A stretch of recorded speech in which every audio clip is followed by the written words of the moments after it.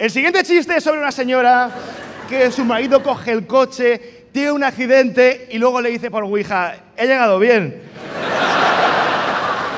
Si queréis llegar a vuestra casa bien, os vais al chino más cercano, hacéis un pedido a vuestro domicilio y os montáis en la moto. ¡Y de regalo, pan de gambas! Yo creo que la reencarnación es la cirugía estética de la gente pobre. Es como, ¿eres fea? Pues muévete y a ver si tienes suerte. Bueno, la ludopatía es una enfermedad muy chunga, lo sabéis, ¿no? Porque todos los ludópatas son enfermos. Pero no todos los enfermos son ludópatas. Te tiene que tocar. O sea, es Al llegar a urgencias, entendiste mal.